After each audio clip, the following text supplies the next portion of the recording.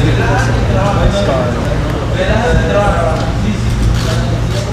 fighters when you watch them, any like these, you know, Russian fighter, any fighter at all?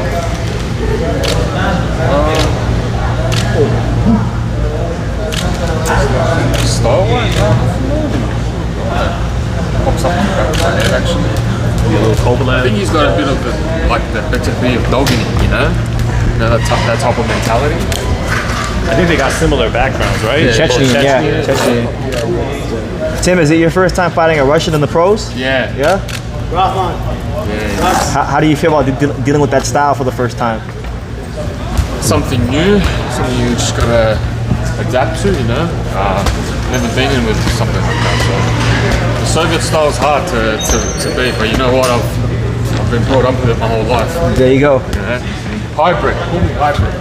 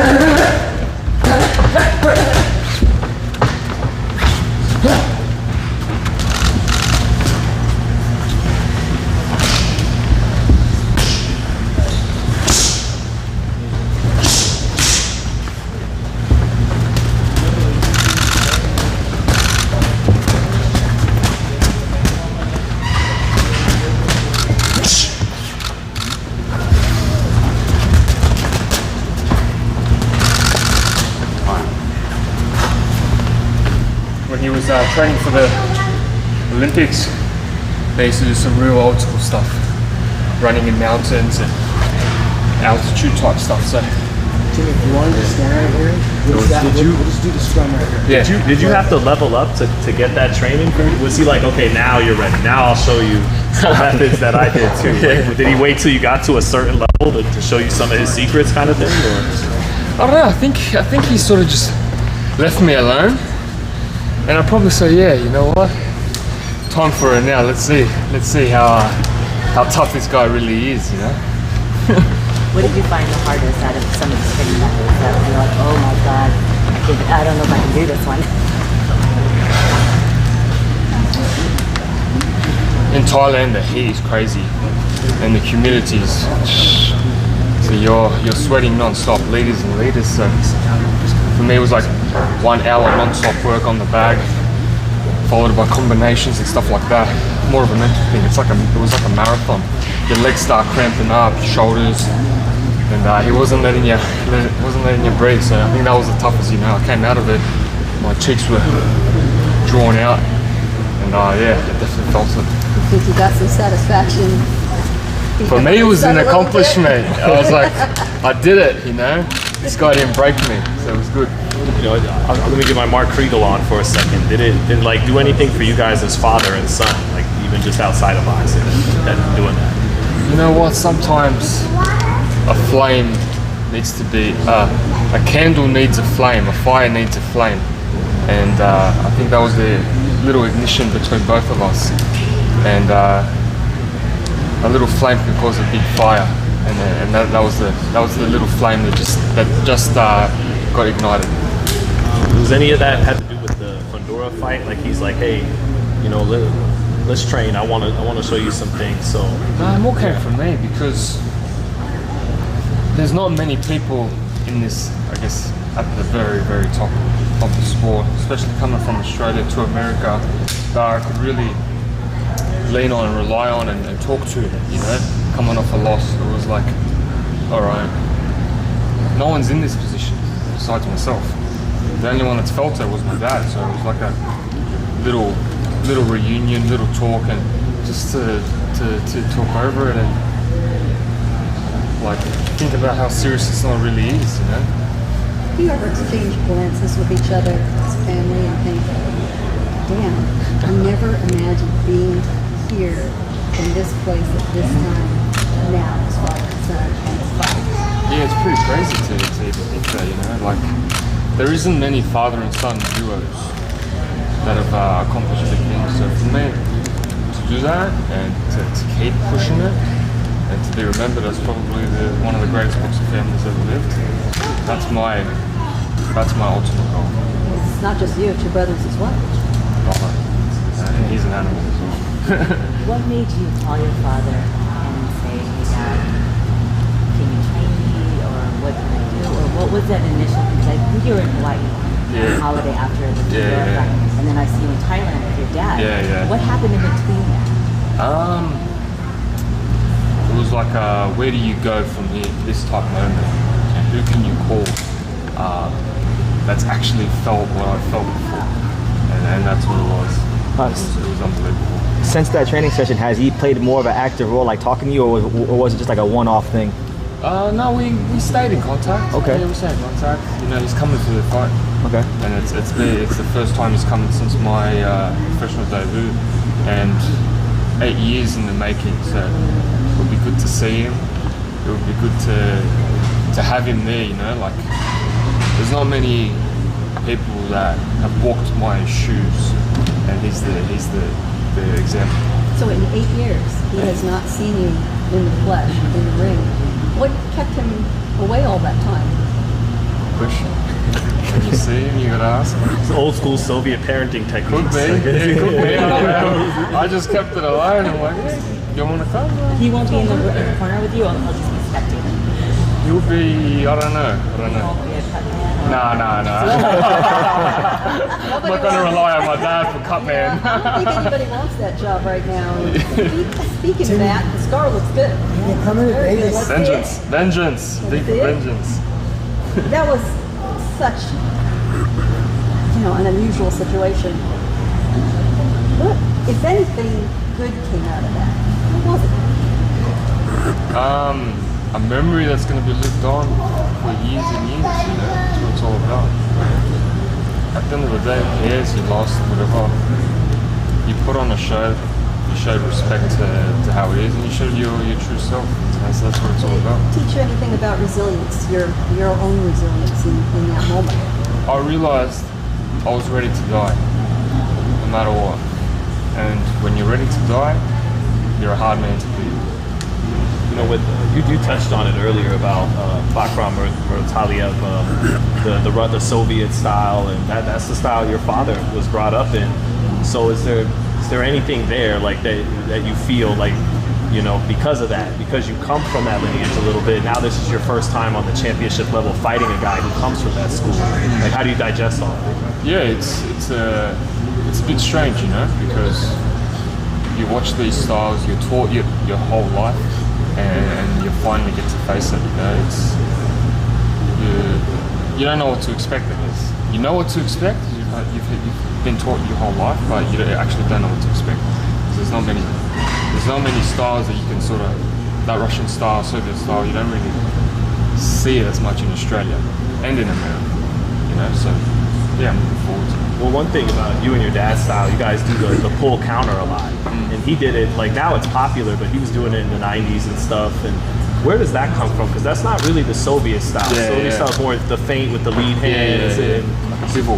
right, or Usyk or those guys. Yeah. So where does that pull, that Tszyu pull come from? I think probably a bit of swagger in his head. that's But you gotta have swag to do it. Yeah. You know, you gotta have the eye and the confidence to be able to, you know, see a sort of shot coming and you know. So I don't know. I guess it's it's in the eye. And then, it's so, you know, I think it was leaked a couple months ago that like this is part of a plan to inevitably rematch Fundora. Is that right? Is that the long-term plan? Yeah, you know what? Boxing changes. One thing in 1 month could be a completely different story. Who knows, man, what the future holds. I'm just focusing right now on the present. Well, he is, you know, rumored, like he has an extension by the WBO to hash out a fight with Crawford. If that fight did happen, who do you think would win that fight? Leaning towards a bit more to Crawford, but then again, no one can really ever prepare for a style like Fundora. It's hard. It's punching up. You know, he's taller than Anthony Joshua. Joshua's a super heavyweight. Is that a rematch you definitely want to get before it's all said and done though with Fundora? Sure. But the good thing is we're young. We're young and we've got years. Not years to wait, but we've got plenty of time to make things happen, you know. These other guys are a bit older, so time's running out. Tim, back in March during the post-fight press conference of you and Fundora, a media member asked you if you were satisfied with the work that was being done on your cut. At the time, you said no comment. Would you care to comment on that now months later? In all honesty, I feel like the cut, it was a different cut. Like I've been cut, and I feel like a lot of fighters have been cut. but that was different. That was something that as soon as I felt it, when I put my head down, it was a fountain, and that's not many times you get to feel that. It was again on the top of the head, right next to the vein. So something like that, I think, was impossible to stop at the time. Your heart's beating 180 beats per minute. Every time it beats, it's just popping more blood. Boom, boom, boom. Could it have been stopped for an extra 5 seconds around? Maybe. But Yeah, because it seemed like even before you came out, you were already wiping it off, you know? Yeah. Yeah. I think it was a very hard cut to stop. Like there was nothing really more that could have been done. I don't believe he could have done that. And just asking about Errol Spence too, because another guy rumored to fight Fundora, but then some people are like, he won't be able to recover from the Crawford fight. And all. How do you assess him as a fighter? Do you think he still has something left? Yeah, man. Like we're fighters at the end of the day. Like you can't break us mentally. I feel like Errol Spence wants to get it on again. He'll be able to. I'm hoping he does. I'd love to fight him as well. Why would you stylistic matchup kind of thing? Stylistic matchup. It'll be as we say in Australia, a barn burner. Fireworks. So if you had to name like 3 to 5 guys in order, like who are the best fights in the division? Well, first of all, Bakhram Murtazaliev, but thereafter. Yeah. Well, look, there's plenty of options. I think Charlo. Jamel? Yeah, the 54. The younger one. Yeah. Twins, aren't they? Yes. Small.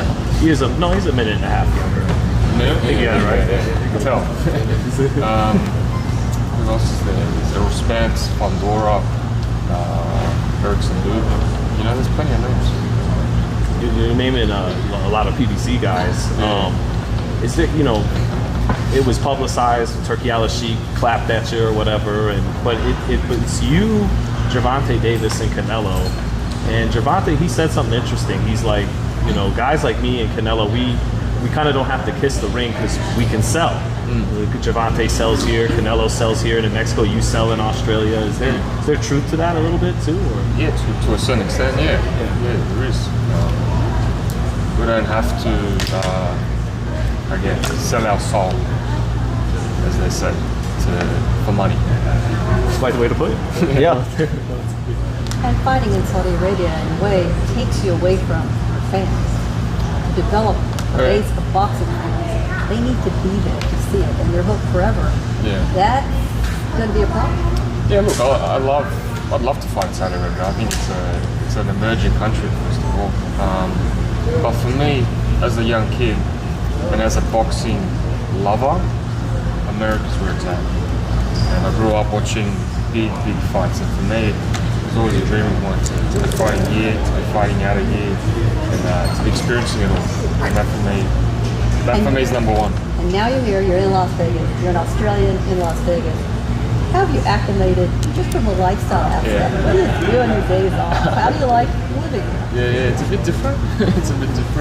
I'm used to the beach, so there's no beaches here, especially in Vegas. But yeah, it's a little bit different. But I'm slowly getting used to it, and Vegas is home. Yeah, for a little bit of that California look, actually. Come down to San Diego. We'll take you here. Thanks, Tim. I think the great Jordan Plant needs to speak with you. So thank you. Thank you, Tim. So much. Thanks, guys. Thanks, Tim.